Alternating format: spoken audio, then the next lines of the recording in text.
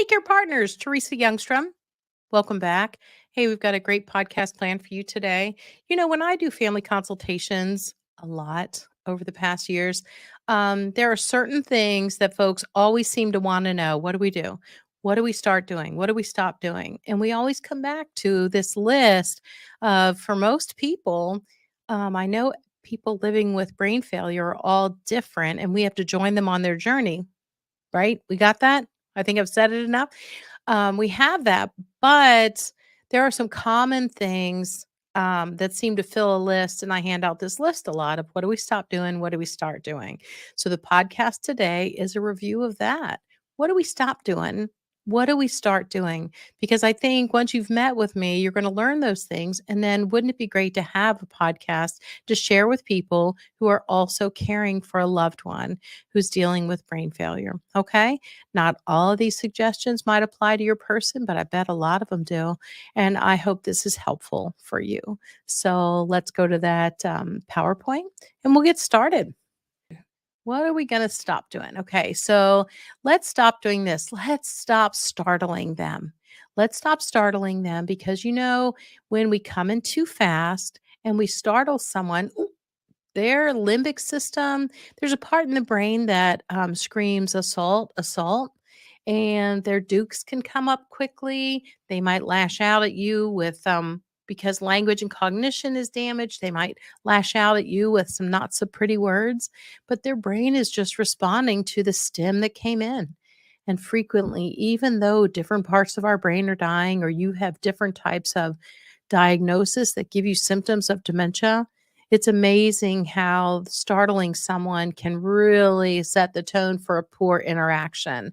And so you may, you know, even on a good day, if you come in properly and approaching from the front, which we'll talk about, startling them, wow, hopefully you can apologize and back out and be able to say, "Oh, I'm so sorry. What was I thinking? I came in too fast.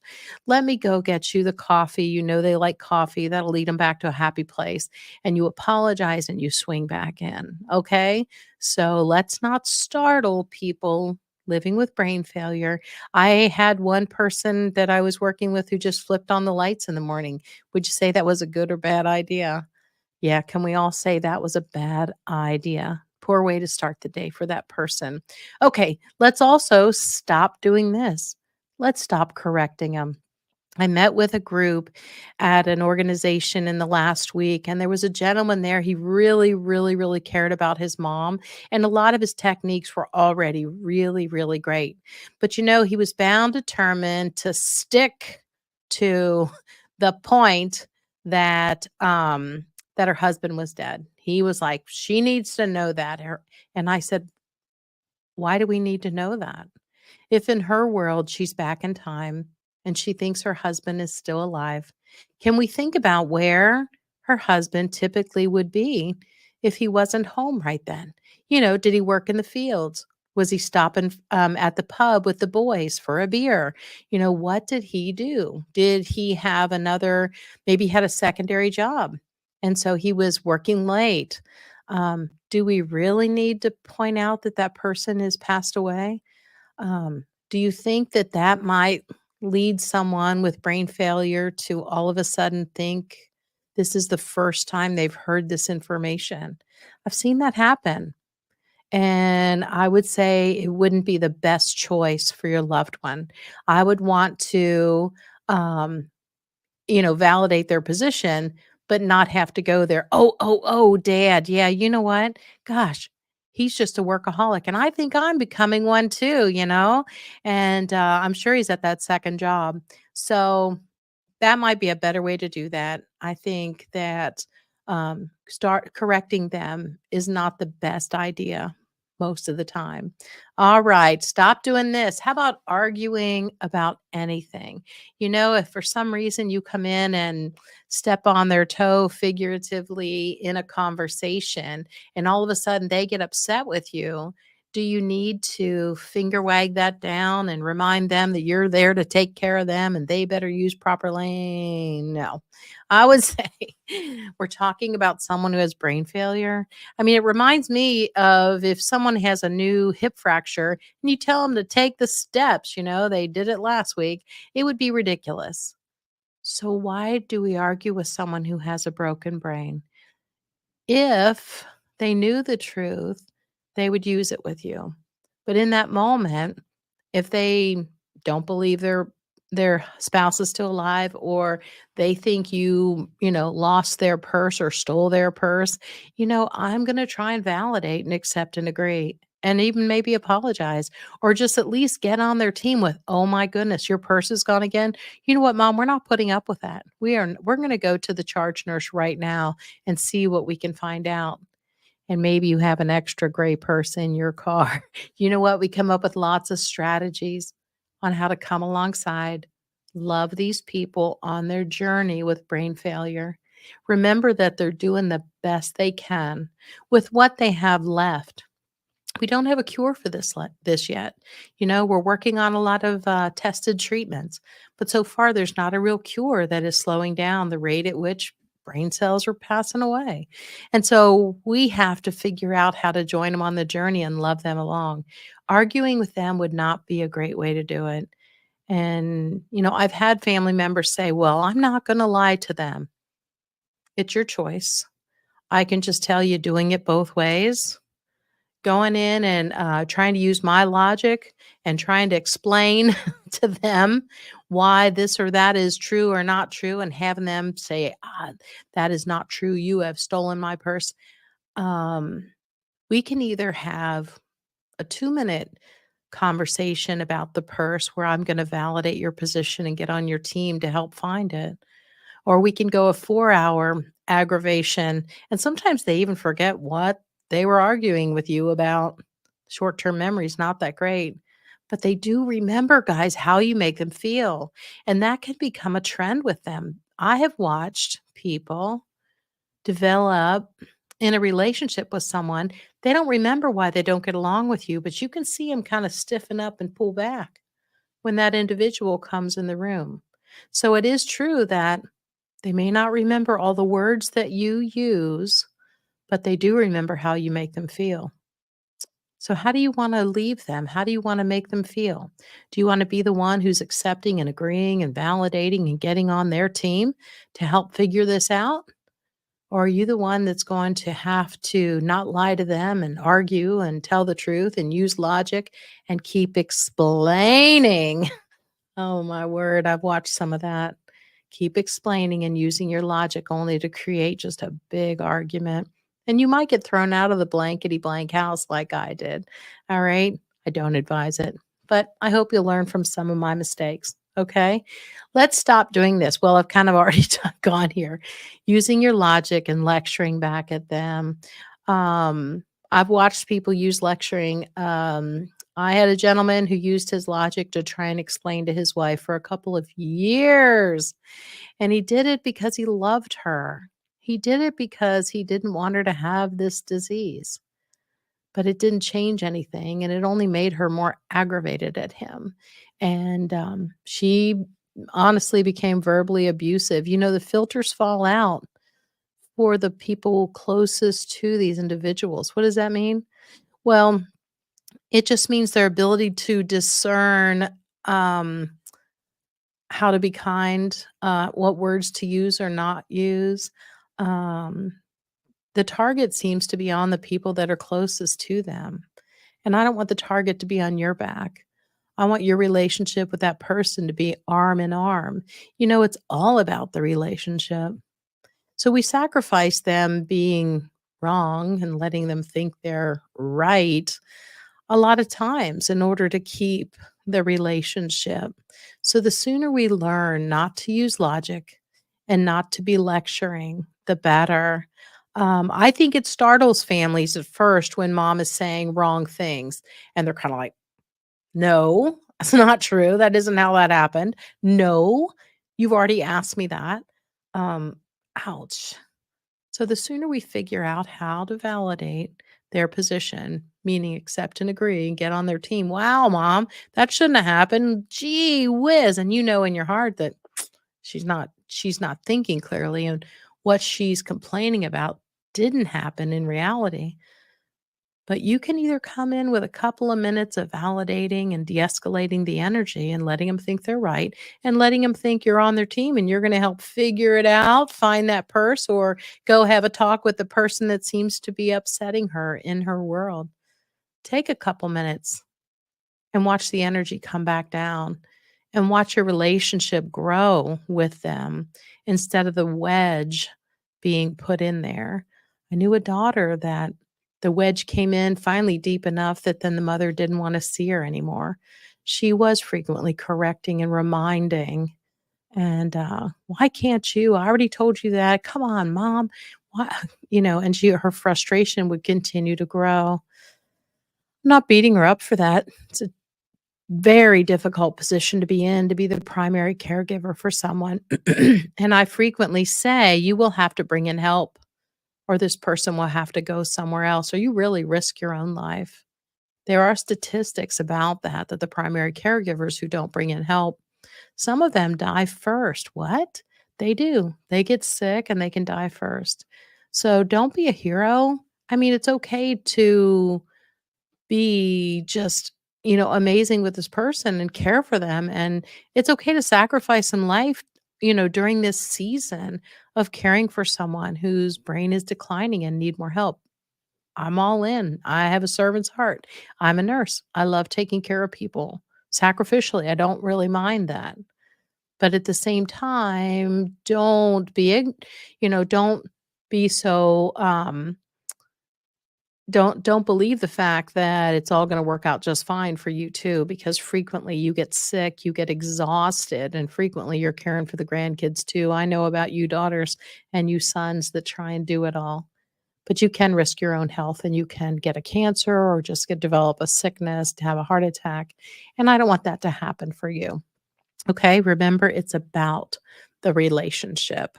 Okay, something else to stop doing. Let's not use remember when.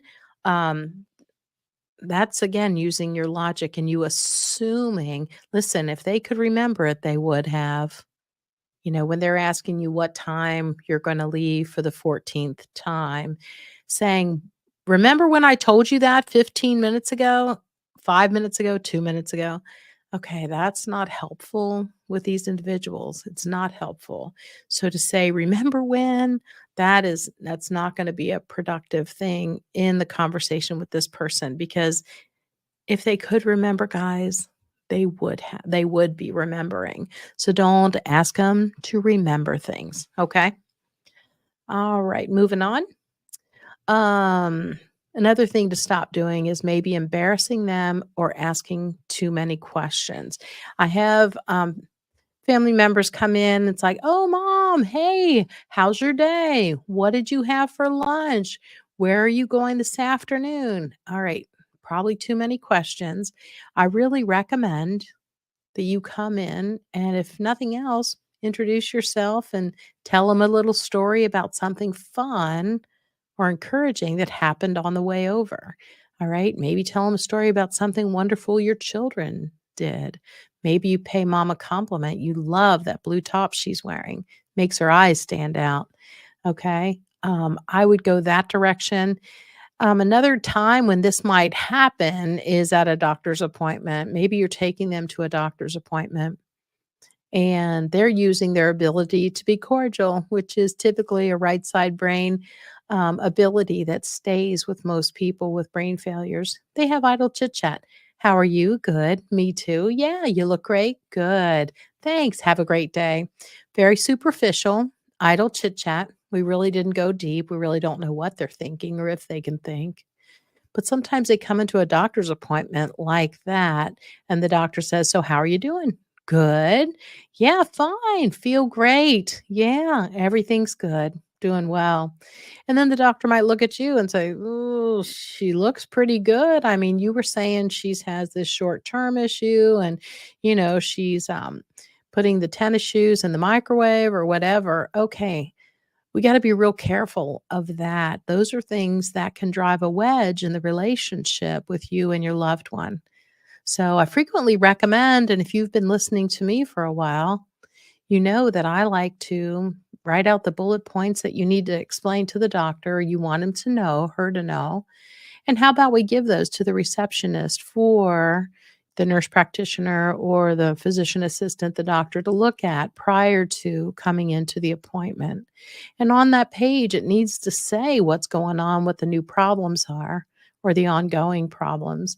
But it also needs to say, please don't pit me against my loved one. I will take their side in this appointment because the relationship is so important. So we need to be careful that well-meaning people don't come in. It can even be a friend that you see at the store. Oh, and they'll talk around your mom in front of her. Wow, she looks pretty good.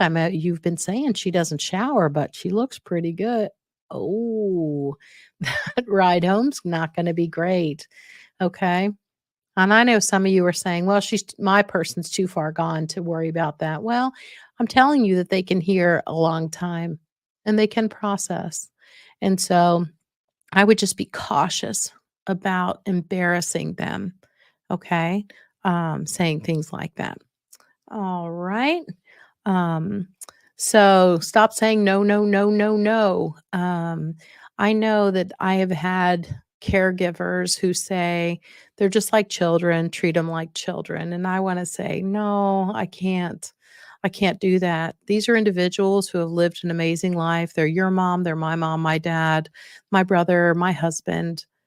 And they are adults that deserve our utmost respect. They may have brain failure, but A, they didn't ask for it, and they can't control the rate at which it declines and how they may be acting in that moment.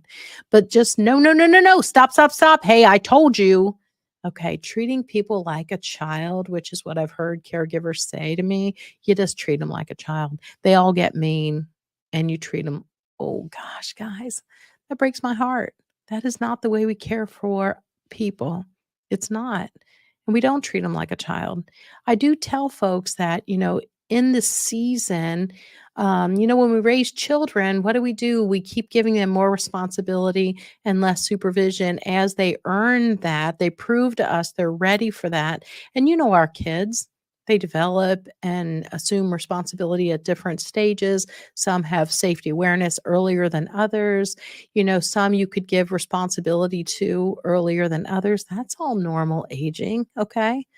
But once we develop some type of a dementia, a brain failure, what we're going to do is watch those folks go back around that scale where they're going to have more challenges and need more supervision and less responsibilities. Okay. It doesn't say anywhere that, and you didn't hear me say we treat them like a child. I never said that. I think we're always respectful to these people who have brain failure.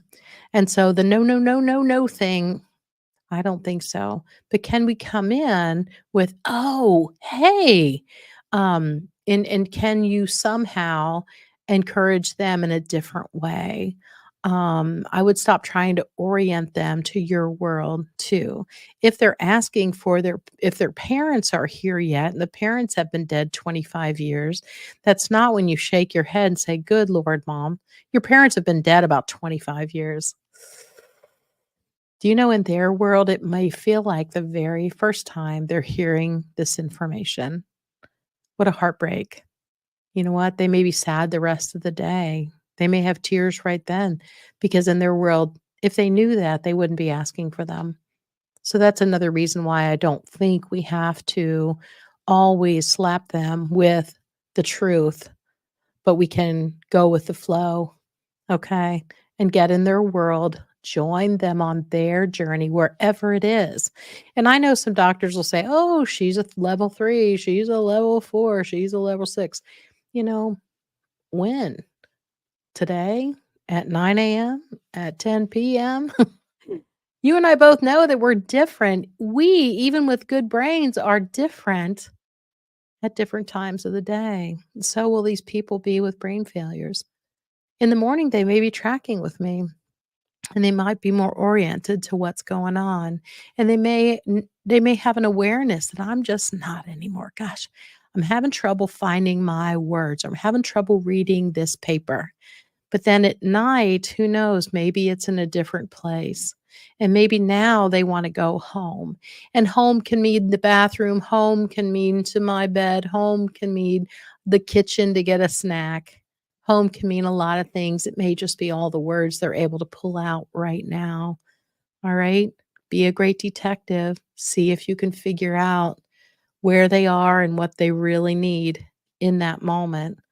But I don't really put a lot of weight in they're a level 3, 5, 6, 14. That's not a real level, but you know what I mean.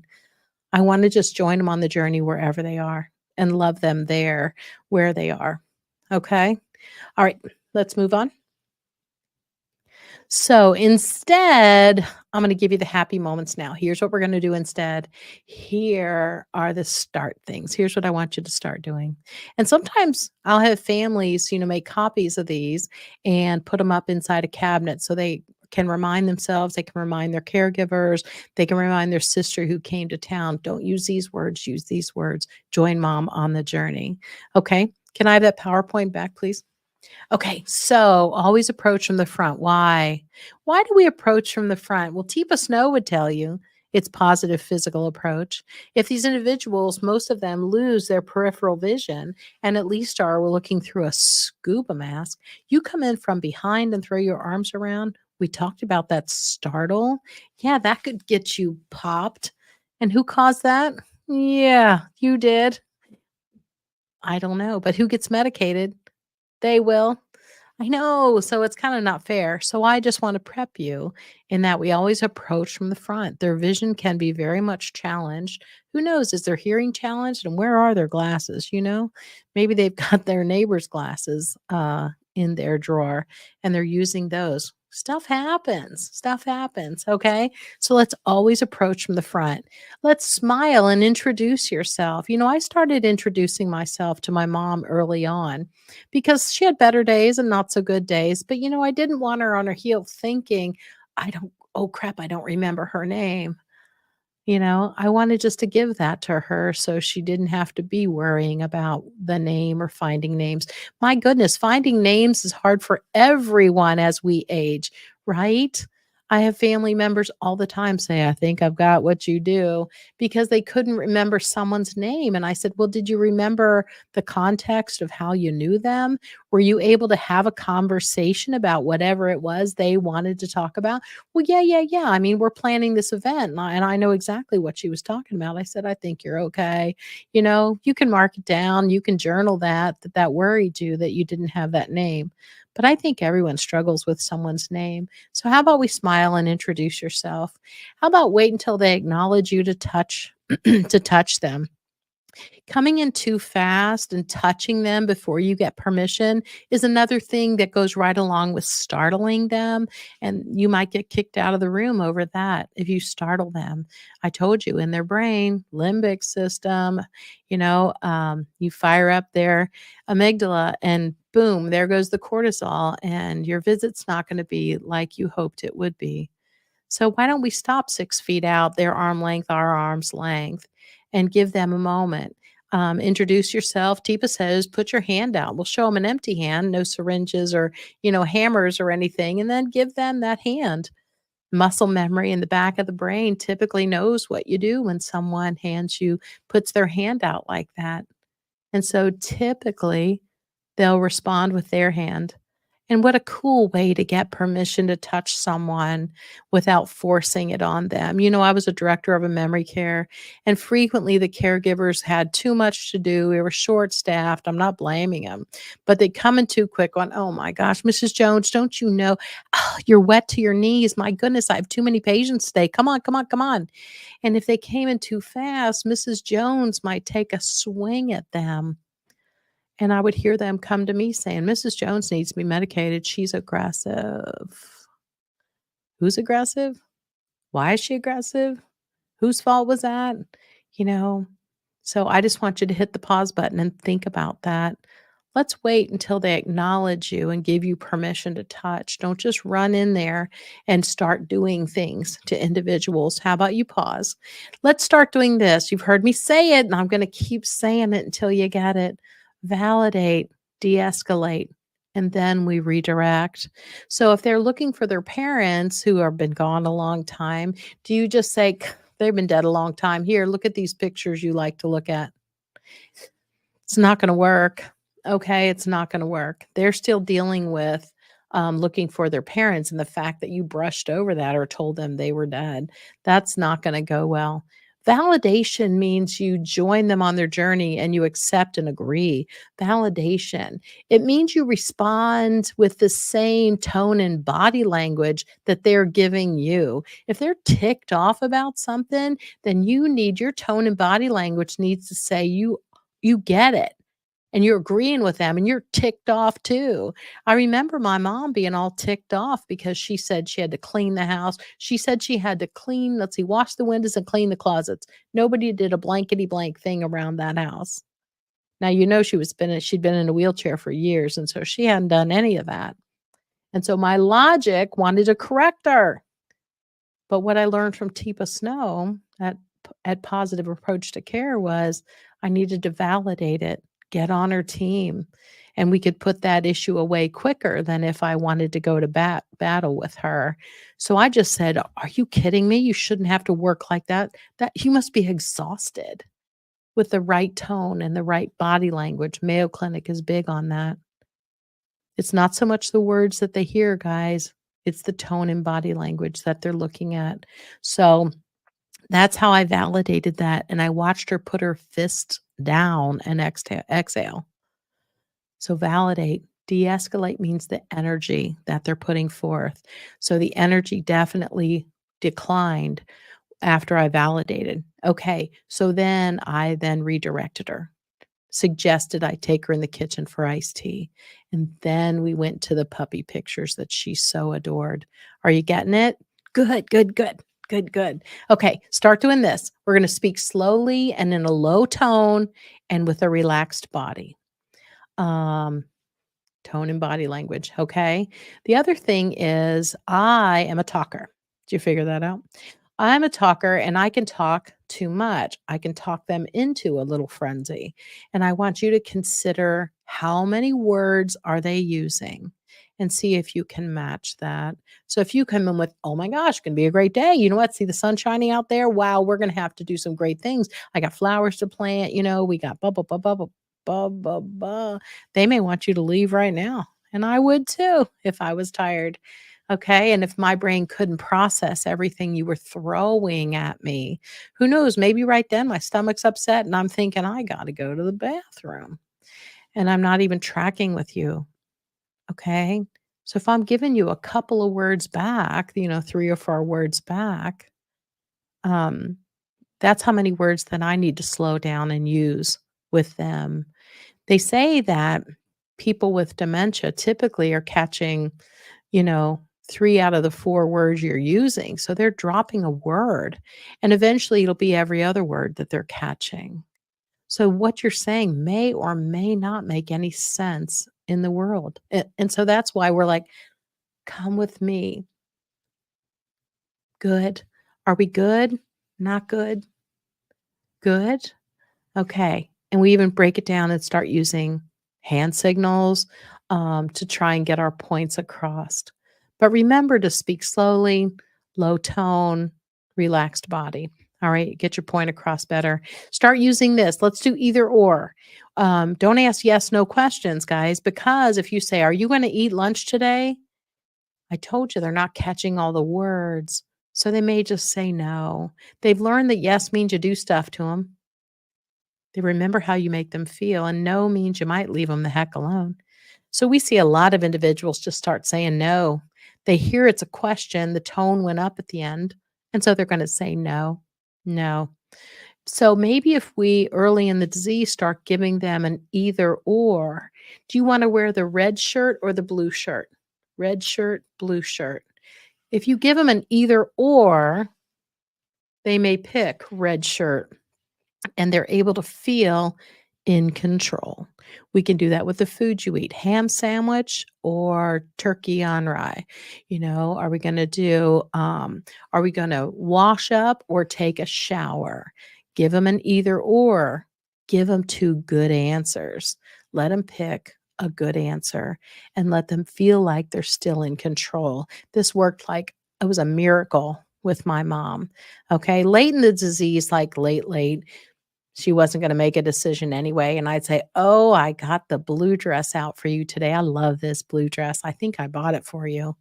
And yes, I was talking too much, but I would just pick the outfit at that point because she didn't really have the ability to fight about it or she wasn't concerned about it, okay? But when they're still processing and they do still want control, I'd give them an either or, okay? I would give them an either or and let them still feel like they're in control. Start saying you're sorry with sincerity when they're upset. You might save the interaction. If I come in too quick and I startle them, maybe if I say I'm sorry and I can back out and give them 10 more minutes, but sometimes you blew it so much you need to send someone else in. All right. So, but saying you're sorry as soon as you notice they're upset is a great idea. But remember, your tone and body language also needs to be on board that you are sorry. I want you to be a grace giver all the time. We don't hold grudges against people that have brain failure. Even if they swing at us, we're grace givers. Okay. Um, Holding a grudge against this person, guys, they have brain failure. And frequently they forget or move on um, long before. And we could have a good mad still going on. And 4 hours later, we're still mad about this. And they've moved on and we're making that worse. So let's be a grace giver. It's brain failure. When they mess up or do something wrong or say something inappropriate or use inappropriate language, which is where they go, the right side brain. I call them, the emergency words, and they have some pretty or not so pretty ones. That's when language and cognition are breaking down on the left side.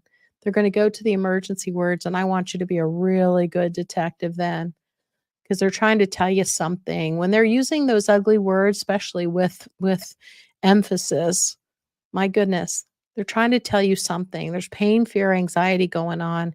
It is still a way of communication.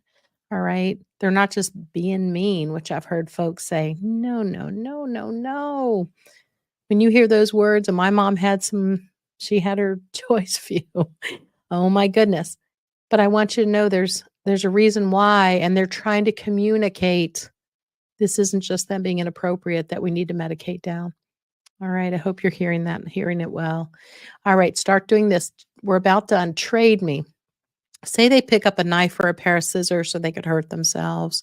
Don't run in there and jerk that away from them. Okay. That's not a good thing. It's not going to end well. You might get hurt. They might get hurt. But if you have something they might want to trade them, something that's interesting, maybe you could trade them. Hey, trade me.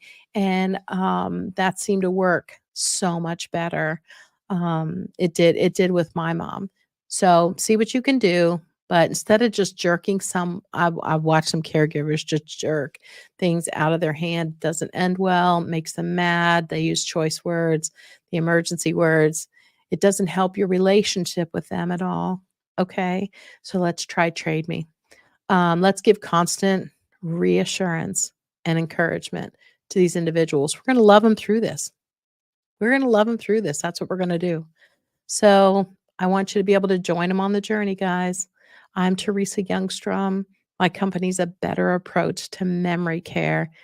And this is Memory Care with Teresa Youngstrom. I hope you will like and share and subscribe so that we can reach more people. I have to give a shout out to our amazing broadcaster, Griffo Productions. They do an amazing job. If I can be of any help to you, go to the website, teresayoungstrom.com, and let's set up a consultation wherever you are. Okay, we're here to help. Thanks, everybody. And keep in mind, you got this.